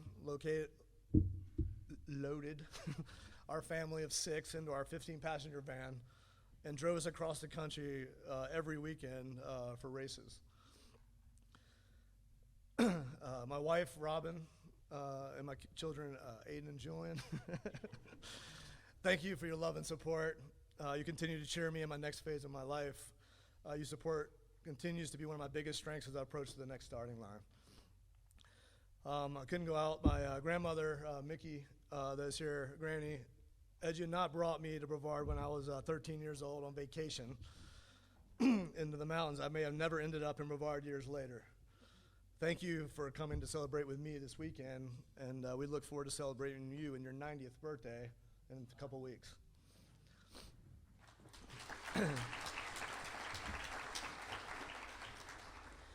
Second, my teammates, of which I've had many throughout my career, each of you pushed me at every practice and every race, helping me to be a better athlete. Together, we made it through early morning and hot afternoon runs, often ending in a soak in the Brevard cool streams, which, by the way, Coach Rinker did not appreciate at 7 a.m. A little cold. Together, we ran 100-mile weeks on North Slope, Cathy's Creek, Pink Beds, and not to forget our favorite, Art Loeb. Yeah, those runs were tough, but they really taught us how to mentally prepare for anything life could throw at us. If you just take a look around this room, you can see that the school and Brevard means what it means to us runners. It says a lot that you all would show up and be a part of this tonight. And even after all these years, we continue to be a team, so I appreciate you guys being here. Last but not least, I would like to thank Coach Rinker. Coach Rinker, I cannot thank you enough for all you did for me here at Brevard and for the 4 years that I spent training as a professional after graduating at South Alabama. With your coaching, I was able to achieve goals and goals I thought I could only dream of. So I appreciate that. Thank you. Brevard has always been and will continue to be a big part of my family in my life, so I share it with my family and friends in the future. Thank you very much. Appreciate it.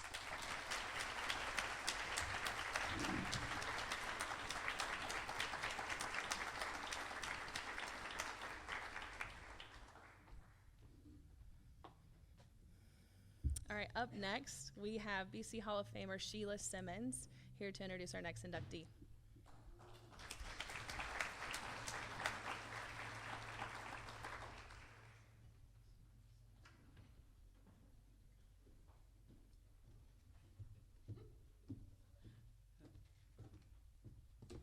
Good evening to Dr. Joyce, to Athletic Director Nash. It's just great to be back on campus.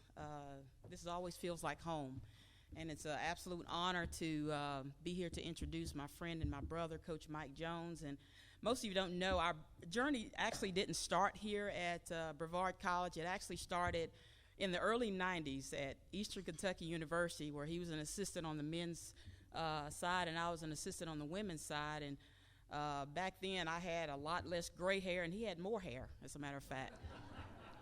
But Mike and I, we hit it off right away, and we became close, and our journey coaching led us here together at Brevard, and then we kind of went our separate ways after that, and it's amazing how now we've found ourselves back together again in South Carolina working alongside each other. So we've become good friends and stayed good friends for a long time, and so I think that kind of qualifies me to speak to who he is as a coach and most of all who he is as a man.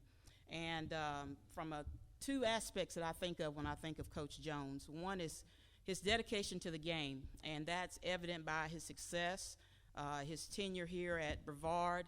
He won over 175 games and multiple 20-win seasons. He's had Coach of the Year honors. He's had Player of the Year honors, Big Dave-O back there.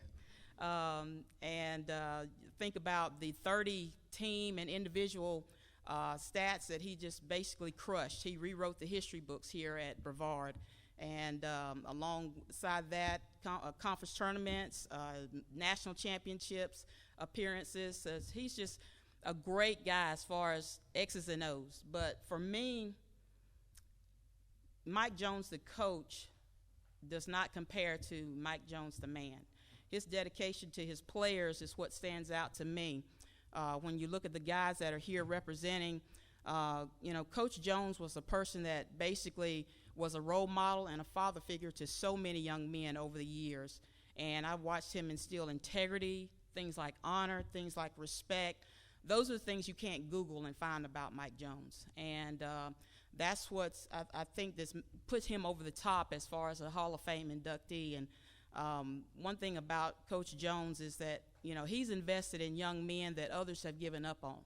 I've seen him literally say, hey, give them to me, let me try. And that takes a lot of time, it takes a lot of energy, it takes a lot of resources, and it takes a lot of heart. And Coach Jones, I know you get weary at times doing it, but there's a scripture, 1 Corinthians chapter 15, verse 58, and it speaks so highly to you as a charge for many of you, and it says, therefore, my brother, stand firm. It says, do not be moved. Continue to do what you do for the works of the Lord, because what you do for the Lord will always and never be in vain. And so, Coach Jones, it is my honor to call you my brother. It is my honor to call you my friend. Everybody, if we would, let's please welcome Coach Mike Jones to the Hall of Fame.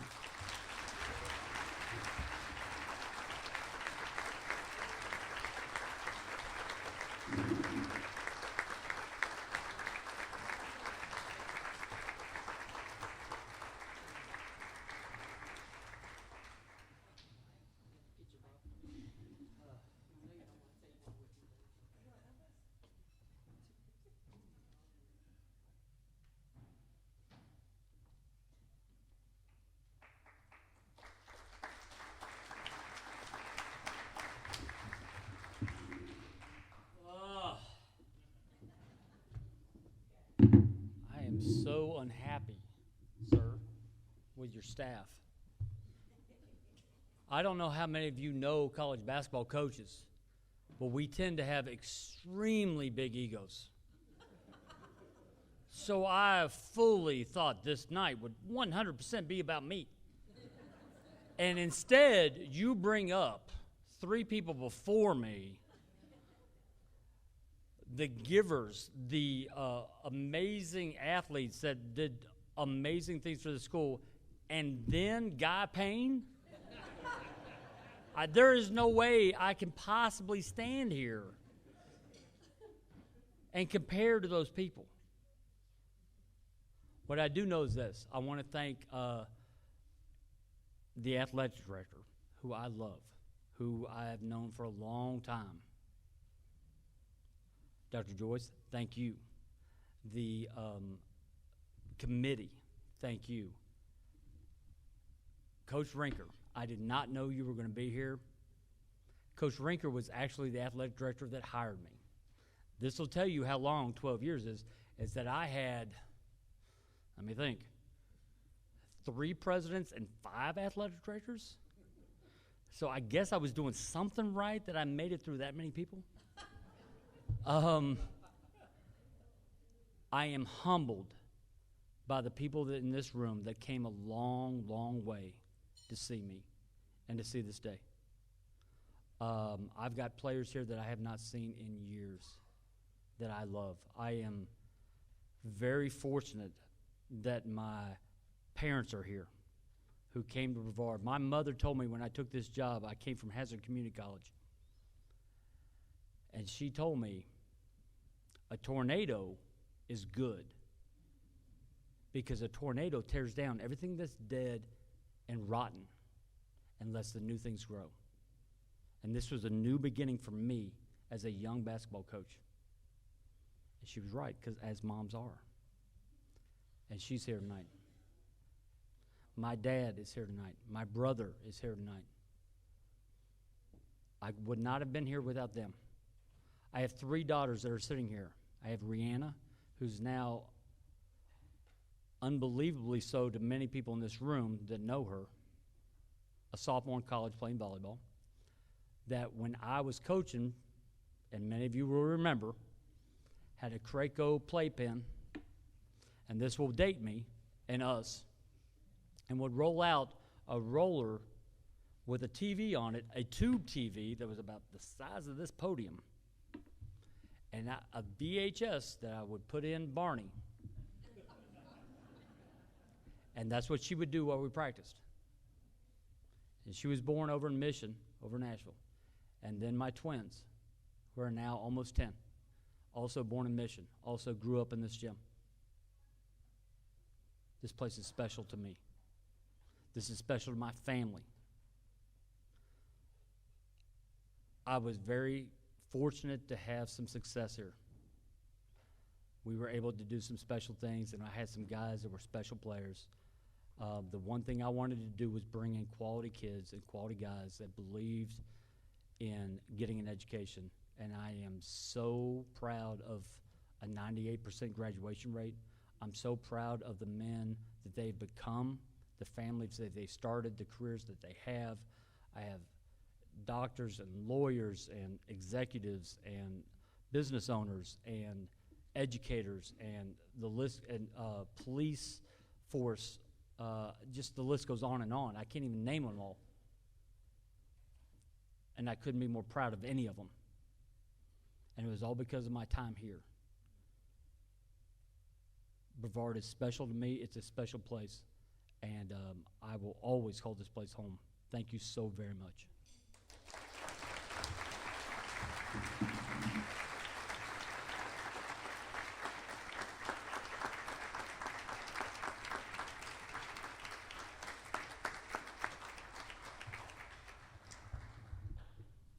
We have just a few housekeeping items to take care of before I let y'all all go.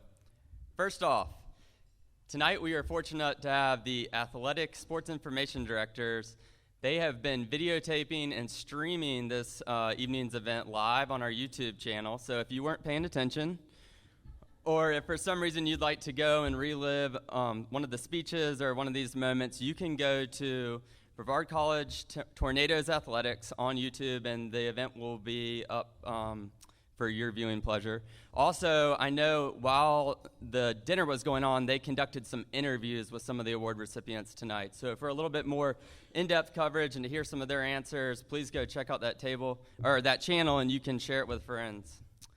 Second of all, homecoming is a big ordeal, and the Alumni Affairs and Development staff, we are a very small team.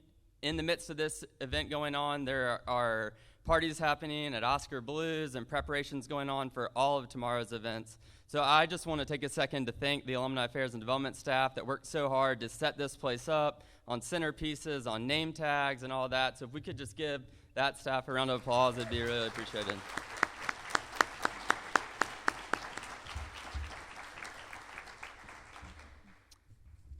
Finally, I would like to just issue a charge to everyone. You know, we are a small school in the mountains of western North Carolina, and we are dependent on people to go forth and go out and tell the stories of the good things that are happening here at Brevard College. So tonight, you've been empowered with many stories. Stories of things that happened in the past, things that are happening right now, even tonight, and things that are gonna happen. So when you go home to the different corners, and the different places of where you live, maybe you're at a family get-together at Thanksgiving, and you can tell your young nephew or niece to consider looking at Brevard College, or maybe you tell them about the amazing coaches or victories, or just the host of good things that are happening here. We are so appreciative of that.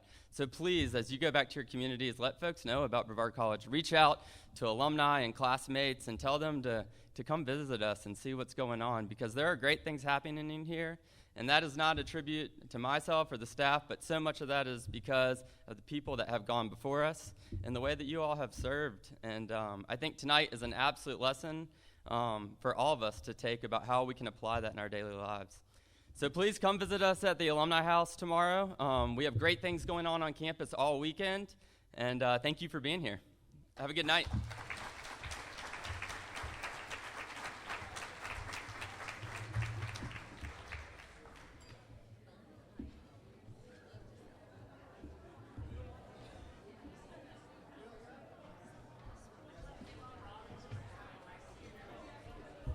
Oh, yes. One more thing. If we could get all the award winners over to the stairs, we'd love to get a photo of you all together.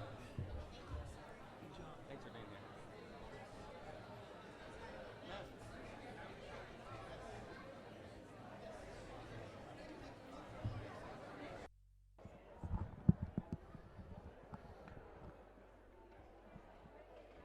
Well, that concludes a very special evening here at Brevard College at the Porter Center on the campus of Brevard College in Brevard, North Carolina. Glad you're able to join us for this special presentation. Very impactful honorees tonight at the Gallery of Distinguished Alumni and Athletics Hall of Fame. Mr. Richard Gardner, class of '69. If you listen to his presentation, you may have learned that he was a prolific golfer while at Brevard College. Dick Gardner, Gallery of Distinguished Alumni. Gallery of Distinguished Faculty and Staff, Mr. Guy Payne, just an exceptional story. Over 4 decades at Brevard College as the supervisor of the Boshemer Gymnasium and impacting so many members of the Brevard College community. Heard the word father figure quite a bit when former students, current alumni, describing Mr. Guy Payne. Congratulations to Guy Payne, now a member of the Gallery of Distinguished Faculty and Staff. Then the Athletics Hall of Fame inductions. Director of Athletics Miranda Nash led the proceedings. Jeff Campbell, 1991, cross country and track and field, a 91 graduate of Brevard College, a national champion in the 10,000 meters. You heard from one of his teammates, Jamie Dodd, who introduced Jeff Campbell and telling some fantastic anecdotes. And then you heard from Jeff himself, and he spoke of some of those runs they would do in the trails here around Brevard College in beautiful Western North Carolina. And finally, last but not least, Coach Mike Jones, now a member of the Athletic Hall of Fame here at Brevard College, presented by a fellow Brevard College Hall of Famer and a former women's basketball coach at Brevard, Sheila Simmons. Coach Simmons introduced Coach Jones. Coach Jones, a very heartfelt accepting of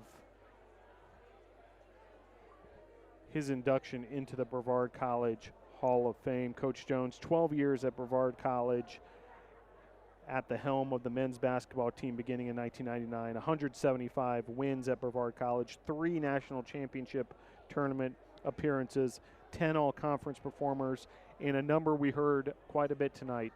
His student athletes maintained a 98% graduation rate at Brevard College. Want to thank all that made tonight's broadcast possible, the Office of Alumni Affairs, Joseph Marvin behind the scenes, and certainly a cast of thousands who helped put together this whole homecoming weekend and this special event at the Porter Center. Really appreciate you joining us.